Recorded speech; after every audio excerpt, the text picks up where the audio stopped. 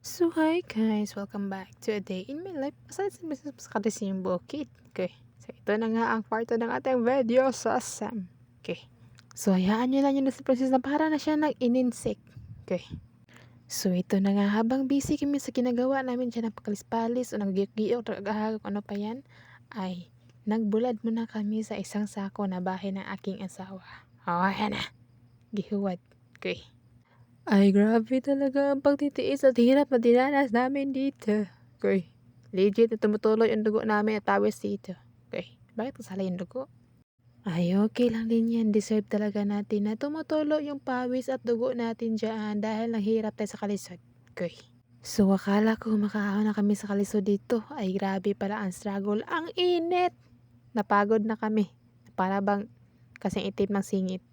Okay.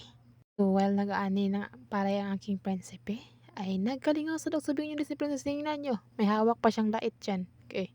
Baka ikaw yung putulin ko ng liig dyan. Okay. Ay, grabe din naman kasi itong pagsusubing ko ng palay. Nakatapak man ako ng isang ahas. Ay, pati yung kaluluwa ng disiplina niya biglang nasaka sa langit. Ay, okay. So, ganun talaga ang buhay. Minsan may mga bagay tayo na hindi inaasahan. Okay. At syempre, ang kailangan lang natin ay magpatuloy na kahit mahirap ang buhay. Okay. Dahil kung sumuko ka, dahil mahirap ang buhay, mas lalo yang mahirap kapag sumuko ka sa buhay.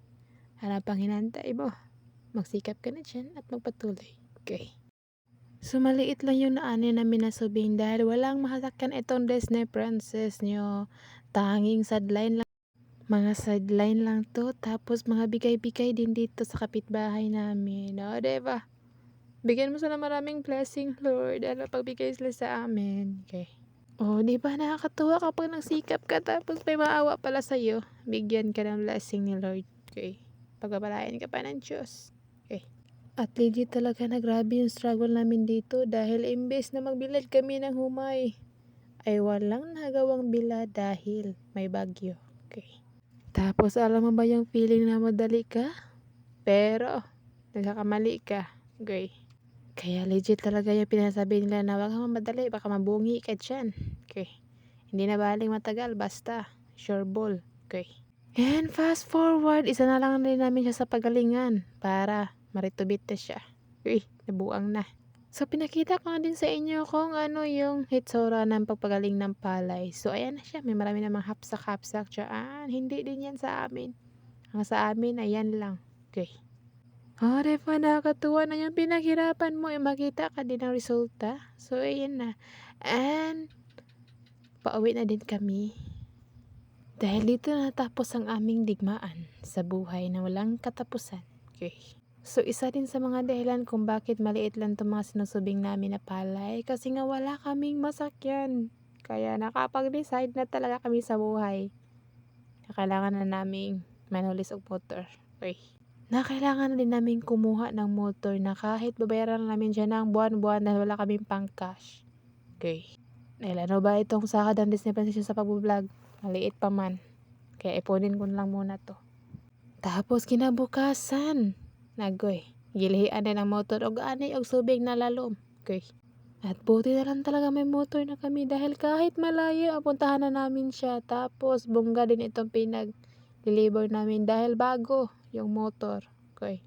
Ay, pasok. Ang aking friendship eh. Okay. Siyempre, matagal din namin itong pinag-desisyonan sa buhay. Matagal din namin itong hinahantay. So, hinantay talaga namin siya ng bonggang-bongga. Okay. Dahil kailangan na talaga namin ng kumita ng pera. Kaya, napagdesisyonan din namin na kailangan na namin kumuha. Okay.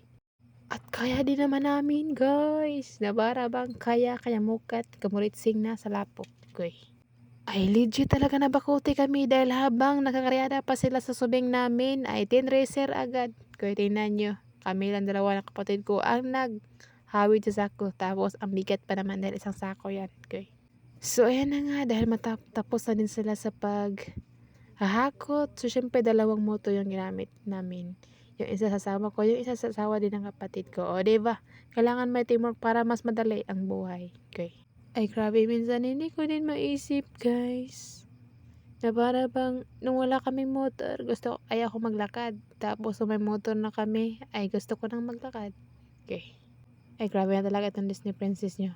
Parang naawa lang talaga ako sa motor guys, kasi nga ang bagong-bago, na hindi naman ito kamahalan, ito yung pinakamura para sa iba. Pero para sa amin, medyo mahal na siya, ma-pricey na siya, okey. Kahit mahal o mura pa yan, deserve pa din pahalagahan. And finally, the long wait is over, okey. Ito na lahat, okey, nagbunga din sa wakas yung pinaghirapan namin sa buhay, na kahit nagmukha kaming sigbin dito tapos nakaitim na yung lagos namin sa pagsisikap. So kaya din napodesisyonan namin na kailangan namin kumuha ng motor dahil yung isa naming motor paluma na siya ng paluma, siyempre pasira na din siya ng pasira at ang mahal na din ng kanyang maintenance, guys. Yes. So yeah, and that's all for today's video. Amping mo kanunay.